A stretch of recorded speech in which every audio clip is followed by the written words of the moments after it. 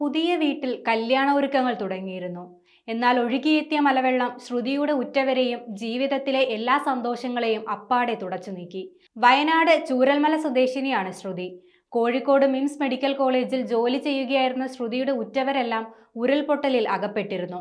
അച്ഛനും അമ്മയും അനുജത്തിയും അടങ്ങുന്ന ശ്രുതിയുടെ കുടുംബത്തിൽ ഇപ്പോൾ ശ്രുതി മാത്രം ഇനി എന്തെന്നറിയാതെ ദുരന്തത്തിന്റെ നടുക്കം മാറാതെ മേപ്പാടി PHCയുടെ വരാന്തയിൽ ഉറ്റവരെയും കാത്തിരിക്കുകയാണ്. ഉരുൾപൊട്ടലിൽ വീടപ്പാടെ വെള്ളം വിഴുങ്ങി. നിലവിൽ അനുജത്തി ശ്രേയയുടെ മൃതദേഹം രക്ഷാപ്രവർത്തകർ കണ്ടെത്തിയിട്ടുണ്ട്. എന്നാൽ ഉരുൾപൊട്ടലിൽ ഒലിച്ചുപോയ അച്ഛനും അമ്മയും ജീവനോടെ ഉണ്ടോ എന്ന് പോലും ശ്രുതിക്കറിയില്ല. ഡിസംബറിലാണ് ശിവണ്ണ സബിത ദമ്പതികളുടെ മൂത്ത മകൾ ശ്രുതിയുടെ വിവാഹം നിശ്ചയിച്ചിരുന്നത്. അതിന്റെ സന്തോഷത്തിലായിരുന്നു ആ കുടുംബം.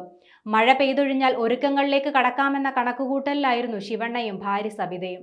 എന്നാൽ അവരുടെ എല്ലാ സ്വപ്നങ്ങളെയും തകർത്തെറിയാനുള്ള മഴയായിരുന്നു ആ രാത്രി പെയ്തിറങ്ങിയത്. വെള്ളാർമല സ്കൂളിന് സമീപമായിരുന്നു അവരുടെ വീട്. ഇരച്ചെത്തിയ മലവെള്ളം ആ കുടുംബത്തെ ഒന്നാകെ ഒഴുക്കിക്കൊണ്ടുപോയി. ജോലിക്കായി കോഴിക്കോടേക്ക് പോയതിനാലാണ് ശ്രുതി മഹാദുരന്തത്തിൽ നിന്നും രക്ഷപ്പെട്ടത്.